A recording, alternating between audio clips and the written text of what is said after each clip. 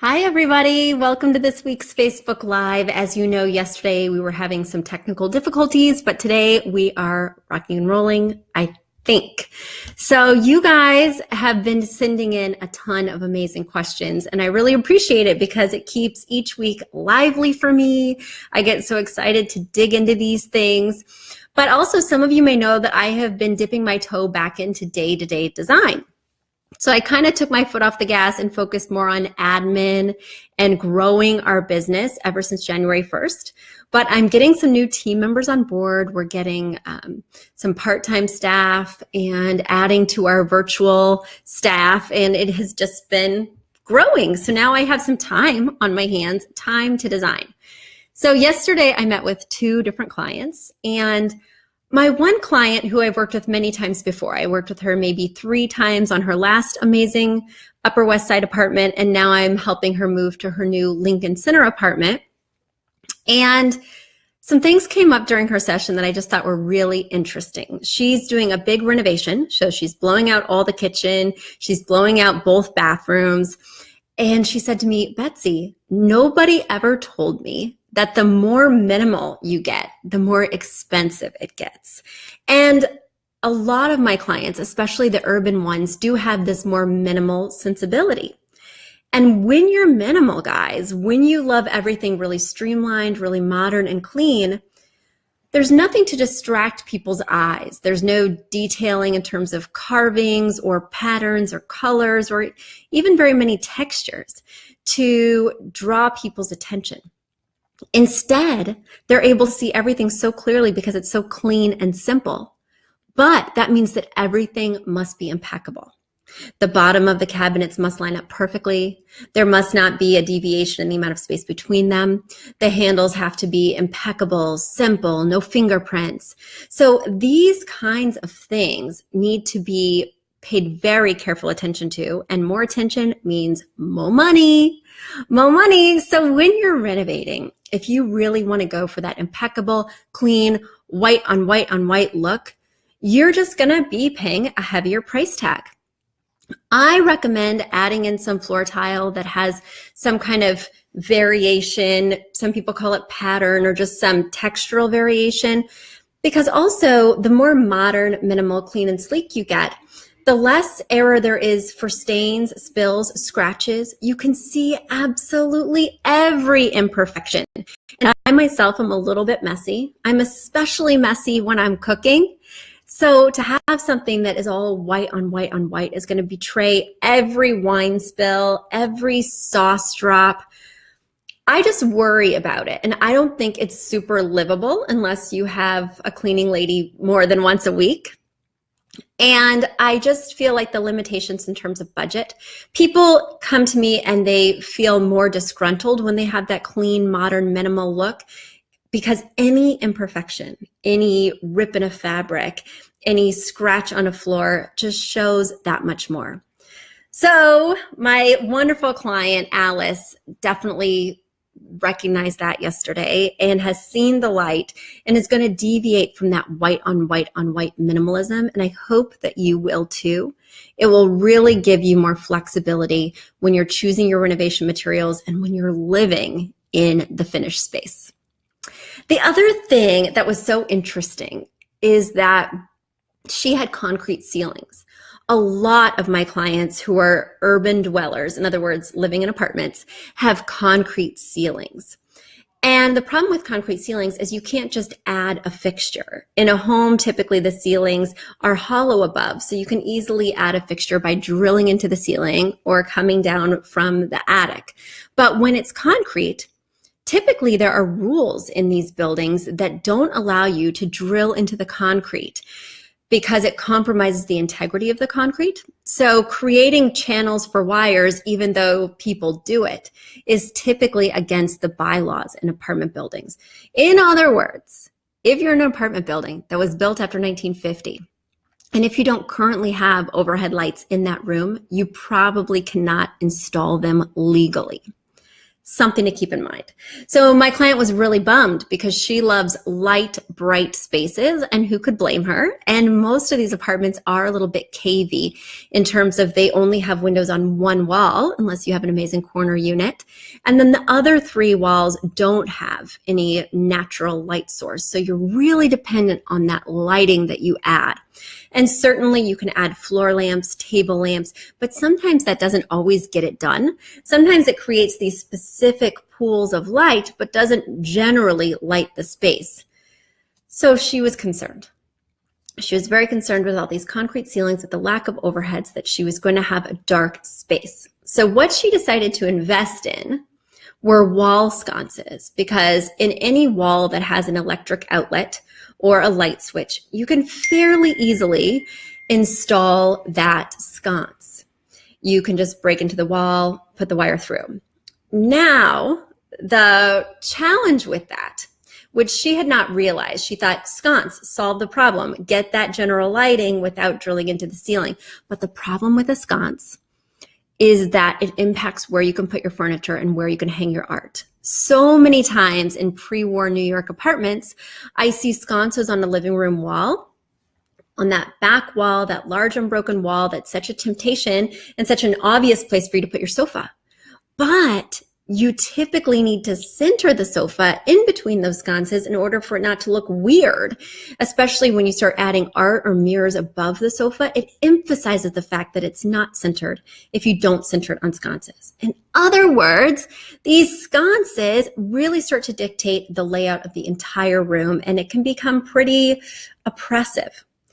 So sconces aren't always the answer. And when you are thinking about sconces, I put them relatively close to the corners, places where you would never put artwork, or I think about putting them on walls where you would never have furniture. That way it's not going to dictate what goes below or around it. So I'm very hesitant to put sconces on a wall where you'd have a sofa or a bed, because it prevents you from upgrading to a different size bed later, or moving your sofa when things change and you want a new layout. It's just too constrictive. So I hope that helped with your future sconce dilemmas. I have a question that has just come in. It is from Anna, and she writes, Betsy, thanks for your podcast. It's been great while decorating my new home. I also love the premium content. What is the right size nightstand for a king bed? I have these really nice ones that are the right height, but I think they're too small. So the size of the width of a nightstand, which is what you're asking for because you already know the height, which is great. The size of the width is dependent on how much wall you have, because you don't want the bed with the nightstands to take up the entire wall. For instance, I have a king size bed, and I have a wall that just barely holds a king and 2 15-inch nightstands. Now, 15-inch nightstands are small even for a twin bed. Let's keep it real. But the wall size has truly dictated for me, because of course I don't want the nightstand to go all the way to the edge of the wall or to touch the corner. You want to leave a little space so it doesn't feel like you've just piled up your furniture. Additionally, I like at least 3 to 5 inches between the bed and the nightstand, so that way the nightstand isn't squishing your duvet or quilt. So if you had all the space in the world, if you had a really good amount of space on each side, then on either side of a king, I would do something like a 20 to 30-inch nightstand. 24 inches being that sweet middle spot that will be a really easy size to find lots of options in. If you have a queen size bed, I'd go more for 18 wide to 24 inches wide, with 20 to 22 being that sweet spot where if I could just choose what I want in the world, it would be closer to 2022.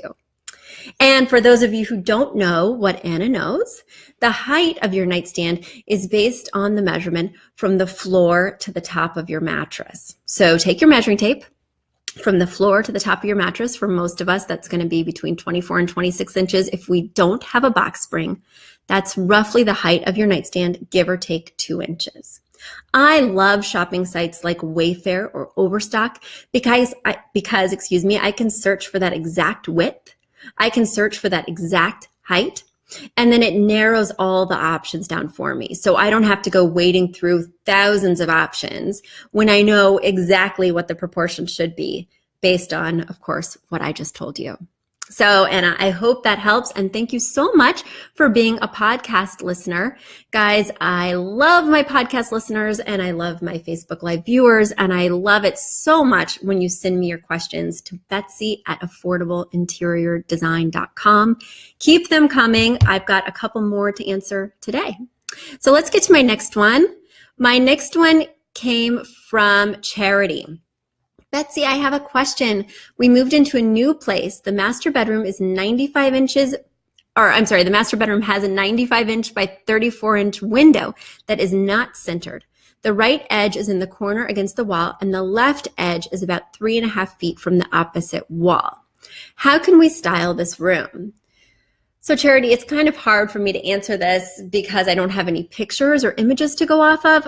That being said, I am not opposed to putting the bed on a wall with a window. Some of my clients think, oh my gosh, Betsy, you would never want me to block the window light with my headboard.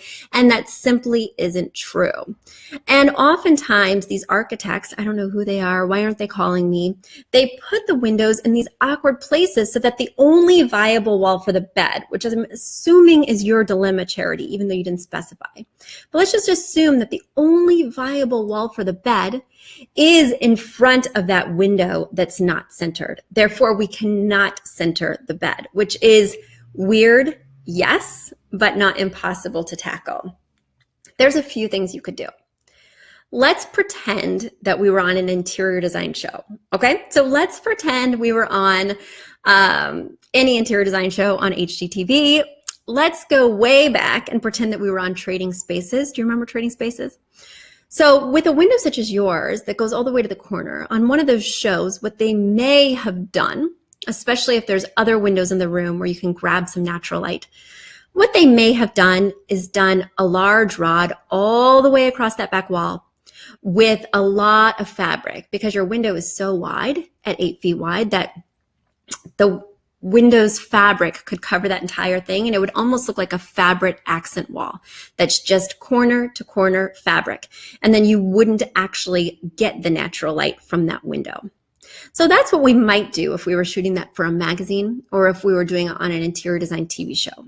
But it's not necessarily the practical solution. A lot of people can't afford to lose that much daylight. So what a lot of people might do instead is treat the window with maybe a blind, a simple blind that makes it recede into the background, and then doing some kind of tallish headboard that interrupts the window. I'm not opposed to that. Is that ideal? No, because basically you have a headboard cutting into a window, but it's not the end of the world either. Now, the other thing that you could do if the window is quite high, because you mentioned it's 3.5 feet high, but maybe it starts quite high off the ground, is maybe you find a headboard that's low. Maybe if the headboard was low enough, say that window is 4 feet off the ground, well, you just find a headboard that's under 4 feet and it won't interrupt the window at all. You put a simple blind on that window. So again, it recedes into the background, and then your bed looks as normal as it can, and you center it on that entire wall. I recently had a client at their country house where they had just this big wall, the only viable wall for the bed, with this tiny little 2 foot by 3 foot window, of course, off center on this wall in just this freaky location. So, you know what would be really fun to do? This would be really fun to do, is make a big piece of art, like a big canvas piece of art that has the canvas so that it's got some depth to it. Or maybe you frame something so that it has kind of a shadow box frame and you hang it right over that freaky, crazy window, thus just totally negating the window and making the art so that it's opaque so that no sunlight comes through the back. That would be one option too. I know it sounds a little bit quirky and out there, but there are tons of people on Etsy who would make that for you in a hot minute. And that freaky little window, it was like a zit on this amazingly huge wall that would easily absorb a king bed with 2 24-inch nightstands. So guys, that has been this week's Facebook Live, and I look forward to talking to you again very soon. Until next time.